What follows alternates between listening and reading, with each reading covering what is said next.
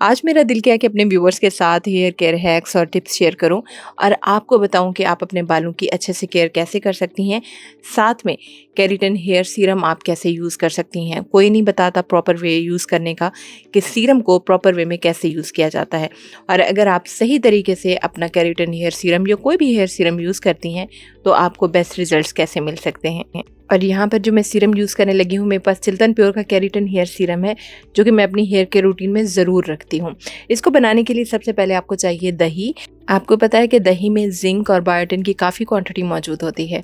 जब आप इसको अपने बालों की जड़ों में अप्लाई करती हैं तो ये आपके बालों की ग्रोथ को बढ़ाती है, आपकी स्कैल्प को नीट करती है, कोई बैक्टीरियल इन्फेक्शन हो तो उसको भी ख़त्म करती है। और इसके अलावा नेक्स्ट में इसमें ऐड करूँगी एलोवेरा जेल। अच्छा, आप प्लांट वाली लें तो बेस्ट रहेगा। मैच्योर प्लांट का मैच्योर पत्ता लेना है, छोटे छोटे पत्ते नहीं लेने।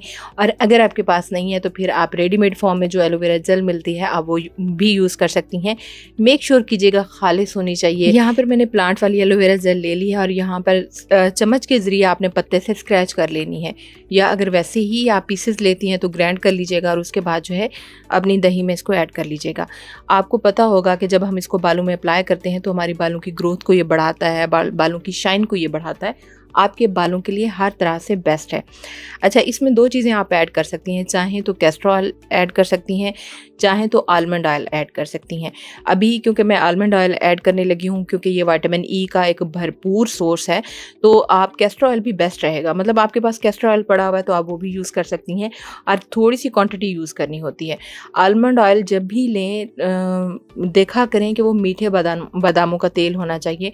टेस्ट कर लिया करें, चख लिया करें। अगर वो मीठे बादामों का नहीं होता ना तो कड़वे बादामों को तो नुकसानदेह भी हो सकता है। तो यहाँ पे तकरीबन 1 टेबलस्पून क्वांटिटी जितनी हम लोगों ने आलमंड ऑयल ले लिया। आपके पास आलमंड भी नहीं है, कैस्टर ऑयल भी नहीं है, तो आप सरसों का तेल भी इसमें ऐड कर सकती हैं। उसके बाद आपके पास जो भी आपका हेयर सीरम है, मेरे पास अभी ये चिल्तन प्योर का केराटिन हेयर सीरम है जो कि आपके बालों की फ्रिजीनेस को ख़त्म करता है, आपके बालों को लॉन्ग और स्ट्रॉन्ग बनाता है, आपके बालों की नशोनुमा को इम्प्रूव करता है। तो यहाँ पर मैं ये ऐड करूँगी, तकरीबन 2 चम्मच बड़े मैं इसमें ऐड कर दूँगी।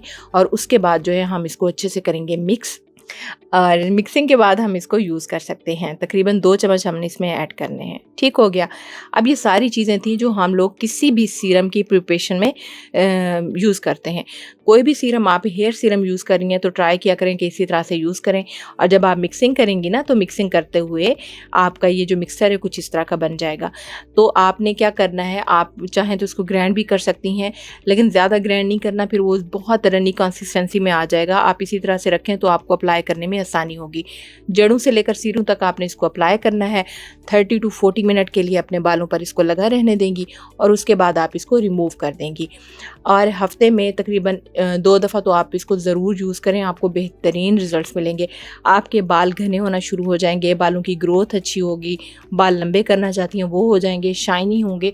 मतलब जब आपके बालों की ग्रोथ अच्छी होगी तो सब आपसे पूछेंगे कि आप क्या यूज़ कर रही हैं, आप क्या यूज़ कर रही हैं। तो फिर आपको बताने में भी मज़ा आएगा और आप कंप्लीट प्रोसीजर बताएंगी तो आपको रिजल्ट्स, मतलब पूछने वाले को भी रिजल्ट्स बहुत जल्दी मिलेंगे।